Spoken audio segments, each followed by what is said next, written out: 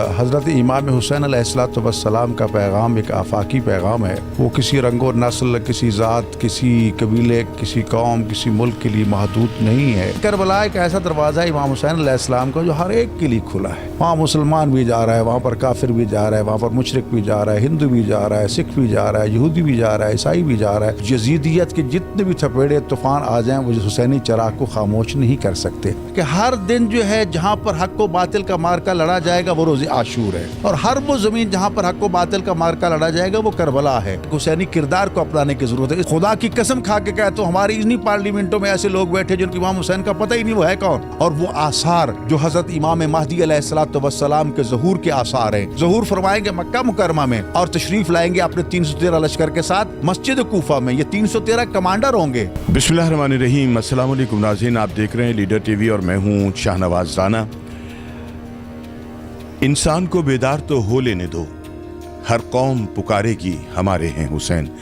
اصل بات ہی ناظرین کرام بیداری کی ہے کہ انسان اگر بیدار ہو جائے گا تو اسے پتہ چلے گا کہ حسین عالی مقام کا جو پیغام ہے، آپ کا جو مقام ہے وہ کتنا بلند تر ہے۔ آج میرے ساتھ شریک گفتگو ہیں نامور عالم دین جناب علامہ ڈاکٹر محمد حسین اکبر صاحب، اور میں ان سے یہ بات پوچھنا چاہوں گا کہ ڈاکٹر صاحب، جو حسین عالی مقام نے ہمیں درس دیا، جو پیغام دیا آپ کی شہادت نے، کیا ہم وہ بھول چکے ہیں اور یا ہم اس کے اوپر پورا نہیں اتر رہے؟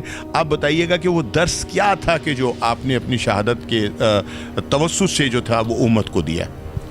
اعوذ باللہ من الشیطان الرجیم، بسم اللہ الرحمن الرحیم، الحمدللہ رب العالمین والصلاة والسلام علی خاتم الانبیاء والمرسلین وعلی آلہ الطیبین وعلی اصحاب المنتجبین، اما بعد فقد قال الحسین علیہ السلام ان الحیات عقیدۃ وجہاد۔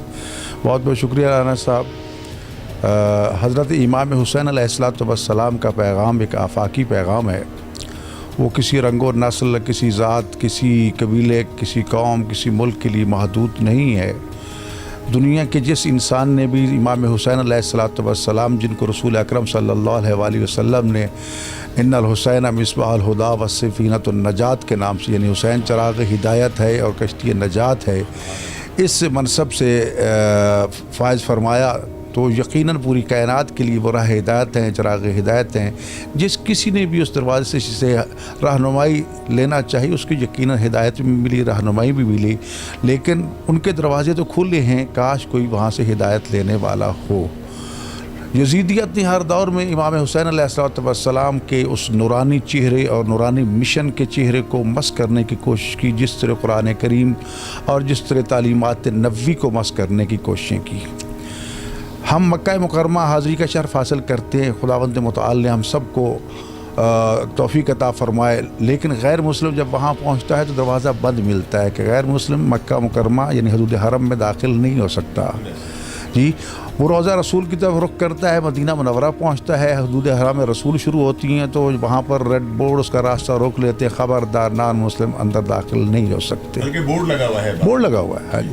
لیکن کربلا ایک ایسا دروازہ ہے امام حسین علیہ السلام کا جو ہر ایک کے لیے کھلا ہے۔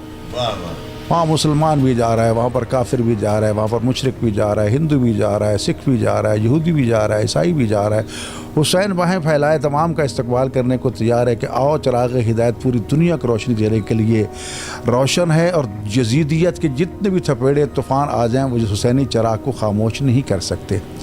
یہی وجہ ہے کہ جو خدا کو نہیں مانتے وہ در حسین پہ کربلا میں موجود ہوتے ہیں، اور کوئی وہاں یہ پوچھنے والا نہیں ہوتا بھی تو کون ہے اور تو کون ہے اور تو کیوں آیا اور تو کیوں نہیں آیا۔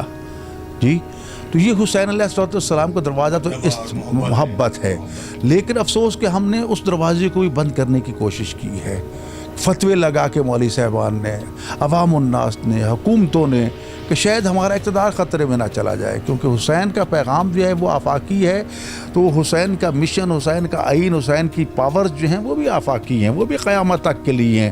وہ یزید ہر زمانے کے یزید اپنا پورا زور لگا لے کہ وہ حسینیت، حسین کو یا حسینیوں کو مٹا لے گا، نہ، یہ خیال است و محال است جنو۔ ڈاکٹر صاحب، میں آپ سے یہ پوچھنا چاہوں گا کہ ہم یہ 10 دن بڑے جس کو کہتے ہیں عزت و احترام اور تشکر کے ساتھ مناتے ہیں، لیکن میرا ذاتی خیال یہ کہ شاید ہم اس پیغام کی طرف نہیں آ رہے جو پیغام حسین علیہ السلام نے ہمیں دیا۔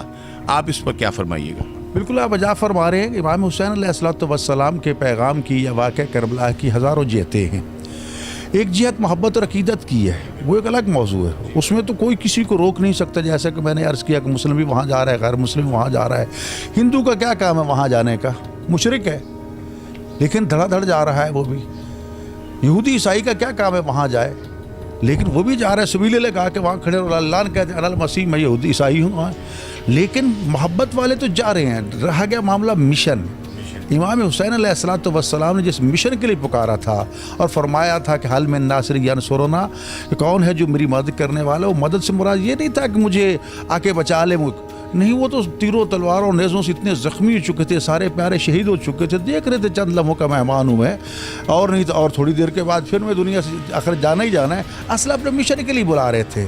اور جس طرح خداوند متعال قرآن فرماتا ہے ان تنصر اللہ ینصرکم ویثبت اقدامکم، کہ تم میں سے جو بھی میری مدد کرے گا میں اس کی مدد کروں گا اور اسے ثابت قدم رکھوں گا. پر اللہ کو بھی ہماری مدد کی ضرورت ہے نہیں. اللہ یہ دیکھنا چاہتا ہے میرے مشن میں کون معاملت کرنے والا ہے. امام حسین کا استغاثہ بھی یہی تھا کہ کون ہے جو میری مدد کرے، اور وہ استغاثہ جو ہے حضرت امام جعفر صادق علیہ الصلوۃ والسلام نے اس کو بڑا واضح کر دیا تھا کہ کل یوم عاشورا و کل ارض کربلا. ایک مجھے اس کی تھوڑی سی وضاحت کرنے دیجیے کہ ہر دن جو ہے جہاں پر حق و باطل کا مارکا لڑا جائے گا وہ روز عاشور ہے، اور ہر وہ زمین جہاں پر حق و باطل کا مارکا لڑا جائے گا وہ کربلا ہے. یعنی اب صرف کربلا عراق کا نام نہیں ہے، کربلا عاشور جو صرف 10 محرم کربلا کا نام نہیں، بلکہ پوری کائنات میں جہاں یزیدیت اور حسینیت آمنے سامنے ہو، دو صفحہ میں کھڑی ہوں، تو استغاثہ ہے. حسین والے حسینیت کی صف میں جا رہے ہیں، یزیدیت والے وہاں کھڑے ہیں. تو لہٰذا ہم نے پیغام کو سمجھا نہیں، سمجھا ہے تو اس پہ عمل نہیں کیا. میں پھر یہ کہہ سکتا ہوں کہ جو صورتحال ہم دیکھ رہے ہیں وطن عزیز کے اندر، بربریت بھی ہے، ظلم بھی ہے، ناانصافی بھی ہے اور بے انتہا، تو میں یہ کہہ سکتا ہوں کہ میرا حسین ابھی کربلا نہیں پہنچا. حسین کربلا پہنچ چکا ہے، لیکن حسین کا اگلا مشن جو اس کے ساتھ ہی وہ اس کا ساتھ چھوڑ رہے ہیں. جن کو وہ بلا رہا ہے وہ آنے کو تیار نہیں ہے، وہ یزیدی صفوں کو ترجیح دے رہے ہیں. لیکن اگر ایک بھی صف حسین میں شامل ہو گیا نا اور وہ آ گیا تو یہ کچھ بھی نہیں ہے، اس کو الٹ کے وہاں پلٹ کے پھینکے گا. بات وہی ہے کہ حسینی کردار کو اپنانے کی ضرورت ہے. اس وقت ہم سب دعوے دار ہیں، یہ موقع عاشورہ محرم کا ہے، ہر لیڈر ہر قائد بیان تو دے گا کربلا کی مناسبت سے، لیکن اس کا کردار دیکھو. جی خدا کی قسم کھا کے کہتا ہوں ہماری انہی پارلیمنٹوں میں ایسے لوگ بیٹھے جن کے امام حسین کا پتہ ہی نہیں وہ ہے کون. ان کو یہ بھی نہیں پتا کہ فرزند رسول ہے یا فرزند بطول ہے، کہ ان کو اس تک کا نہیں پتا. تو وہ کیا پیغام دیں گے حسینیت کا؟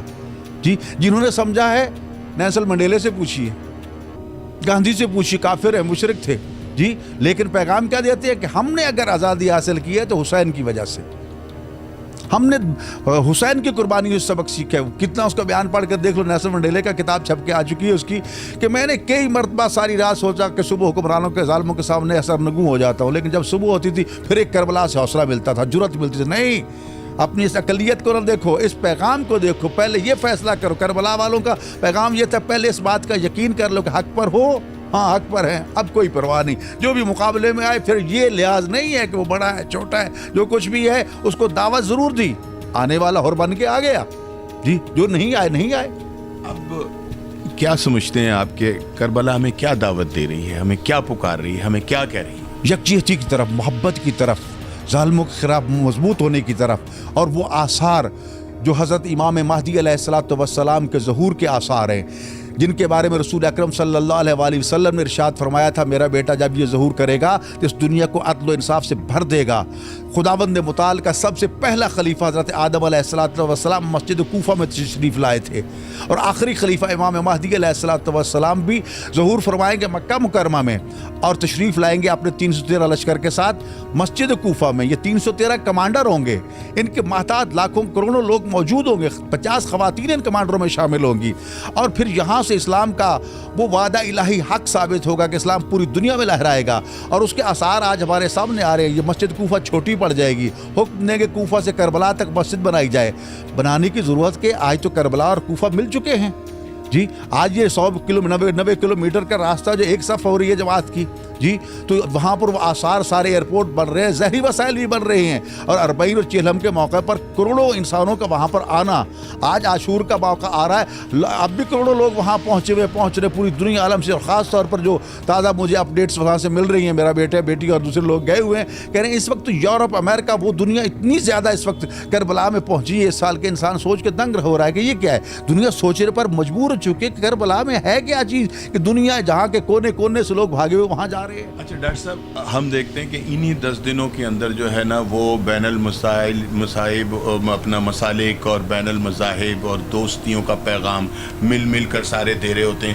صرف ان 10 دنوں کے لیے یہ پیغام ہے, یہ تو ہمیں اپنی زندگی کے اندر شامل کرنا. رانا صاحب بڑے افسوس کی بات ہے, چند دن پہلے محرم سے پہلے ایک ہائیسٹ لیول کی میٹنگ تھی ہماری پاکستان کی شخصیات کے ساتھ, وہاں میں نے یہی مسئلہ اٹھایا کہ پورا سال تو ہم ملتے ہیں, بیٹھتے ہیں, کھاتے ہیں, پیتے ہیں, کاروبار کرتے ہیں, دفتروں میں جاتے ہیں, کوئی ڈر نہیں, کوئی خوف نہیں, کوئی خطرہ نہیں. جو ہی محرم قریب آتا ہے تو جناب یہ میٹنگ اور وہ میٹنگ اور فلاں یعنی نیچے سے لے کر آخر تک سارے خطرات دنیا جہاں کے اکٹھے ہو کے آ جاتے ہیں. آخر کون سا خطرہ ہے؟ یا تو یہ ہے کہ سوچوں میں وہ یزیدیت والی سوچ ابھر کے سامنے آ جاتی ہے, وہ باطل سوچ آگے آ جاتی ہے, یا پھر یہ ہے کہ اس کے پیچھے یزیدی طاقتیں وہ چاہتے ہیں کہ ہمارے پیغام حسینیت کو دبا دیا جائے. یعنی اس وقت ہر طرف افراتفری مچی ہے, کراتے لگا دو, تبو لگا دو, یہ راستہ بند کر دو, وہ کر دو. بھائی کیوں؟ میں کئی مرتبہ حکومت کو لکھ کے دے چکا ہوں, زبانی دعوے کی حد تک نہیں, حسینیت کے راستے سے ہٹ جاؤ, تباہ ہو جاؤ گے. جی اگر ایک بلب بھی ٹوٹ جائے میں ذمہ دار ہوں. جلوس روکنے سے فساد نہیں ہوتا, جلوس روکنے سے فساد ہوتا ہے, جلوس جو ہے نکالنے سے فساد نہیں ہوتا.